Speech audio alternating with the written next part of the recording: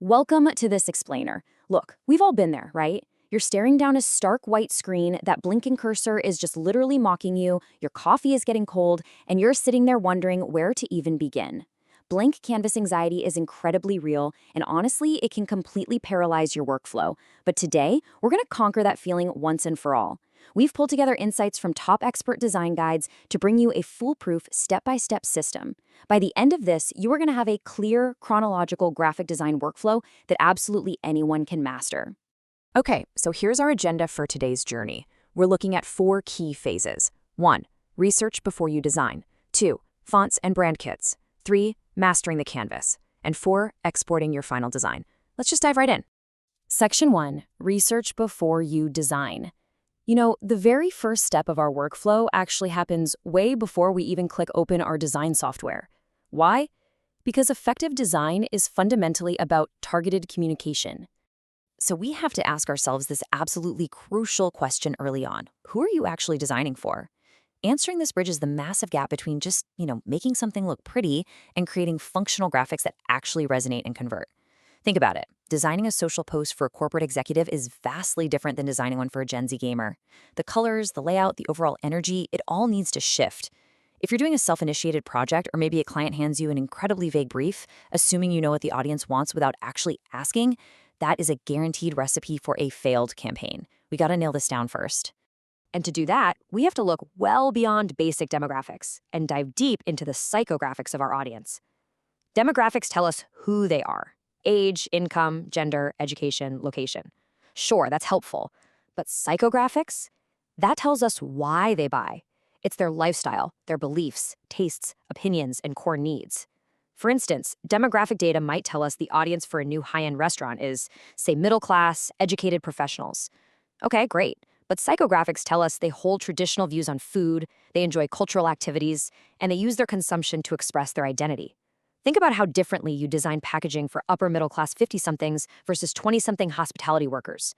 The visuals, the tone of voice, the whole shebang has to shift to meet those very distinct psychological needs. To actually apply this research to your canvas, you're going to use the facts/effects technique.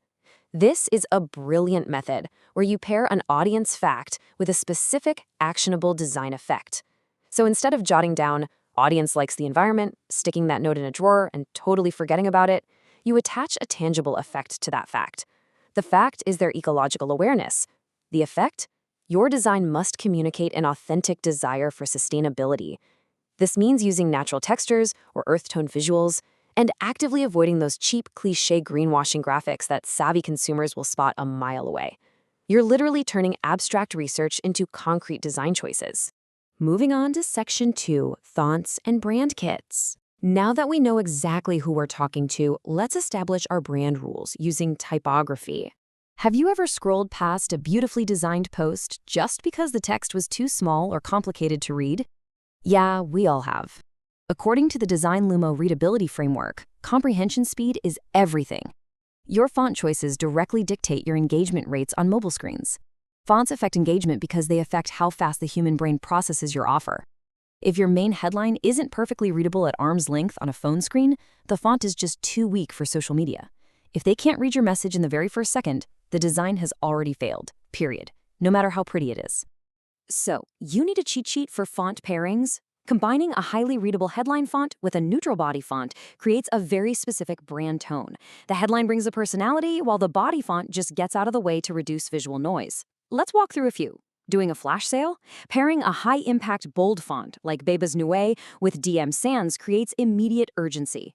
But if you're designing for a premium beauty launch, an elegant serif like Playfair Display paired with a clean Lotto brings that necessary luxury feel. And for creator brands, Poppins with Open Sans instantly feels friendly, modern, and highly approachable. If you're promoting a webinar, Oswald and Roboto gives you a compact, structured, direct feel. The pairing does the heavy lifting for your brand's voice. If you're feeling overwhelmed by the endless font choices out there, just follow this quick 60-second method. Step 1, pick your campaign tone based on that psychographic research we did earlier. Is it premium, playful, urgent? Step 2, select one headline font that matches that tone. Step 3, pair it with a neutral body font. And Step 4, this is the real test. Preview it on a mobile screen at 50% brightness. Why 50%? Well, because most people use auto brightness. They aren't looking at their phones in a perfectly lit studio. They're on a bus or sitting in a dim room. If it's instantly readable in real-world conditions, you've got a winner. And the absolutely crucial point here is the rule of 10. You must lock in your chosen font pair for at least 10 consecutive posts. This builds brand recognition and totally eliminates daily decision fatigue. Seriously, stop agonizing over the font drop-down menu every morning while your coffee gets cold. Let your brand kit do the work. Repetition improves recognition. By using the exact same font pairing for at least 10 posts, you're training your audience to instantly recognize your content in their feed before they even look at your handle. All right, Section 3, Mastering the Canvas. With our audience researched and our brand fonts firmly locked in, it's finally time to open up our software and execute. When you're tweaking templates, the secret to a professional look is perfect spacing. The experts at Pixel Haze Designers actually shared this brilliant insider trick. If you adjust a font size and things start looking just slightly off-center or messy, drop a basic, colored rectangle shape right onto your canvas. Fit it snugly between your text and the image, then duplicate that exact rectangle to measure the gap on the other side. You're basically using these basic shapes as temporary measuring sticks. Once everything is evenly spaced and perfectly aligned, just delete the rectangles. It's an incredibly simple, foolproof way to guarantee perfect balance by eye without doing any weird math. To keep your layouts from getting messy, rely on a quick checklist to keep things tight. Starting with a pre-built template obviously saves you hours. Just swap in your designated brand kit colors and fonts. But crucially, keep your text away from the canvas edges to allow breathing space. Pushing text to the edge is a massive beginner mistake that looks super jarring. Giving it room creates a premium intentional feel. Also, group your text layers and background shapes together so you lock in your alignments. This saves you from accidental clicks ruining your layout. If your text is fighting a busy photo, just add a solid colored box behind it to make it pop. Finally, use the AI background remover tool to isolate subjects cleanly for a really sleek modern edge. And that brings us to Section 4, Exporting your final design. This is the final stage where we confidently prepare our artwork to go out into the real world. Look, choosing the right file format can be a huge headache, but it really just boils down to matching the format to the destination. It is heartbreaking to spend hours on a design only for it to look blurry online. If it's a social post with lots of text, PNG is your absolute best friend because it keeps lines incredibly crisp. But if you're uploading a YouTube thumbnail and hitting strict file size limits, a JPG is your sweet spot. For multi-page things like email lead magnets, PDF standard is perfectly optimized for screens. But if you're sending a physical flyer to a commercial printer, you have to switch to PDF print for that high-resolution output. And obviously, anytime you add motion, like for an Instagram reel, you're looking at an MP4. Keep these rules handy and you'll never guess again. Okay, before your finger goes anywhere near that publish button, run your graphic through a non-negotiable pre-flight checklist. First, does it pass the 2-second scan test? If they can't understand it instantly, tweak it. Is your mobile thumbnail preview clear at 50% brightness? Is your chosen font pair totally consistent with your brand kit?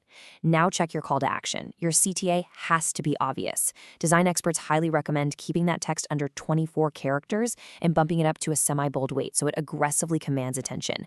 Finally, double check that you've selected the correct file format. If it passes all these checks, you are officially ready to go.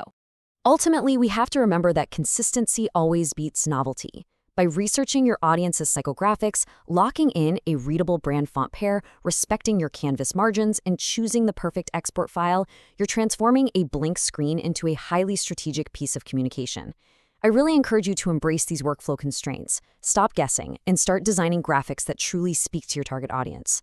Thanks so much for joining me on this explainer. As you open up your software today, I want to leave you with one final question to ask yourself before hitting publish. Will your next design simply look pretty, or will it effectively communicate and convert?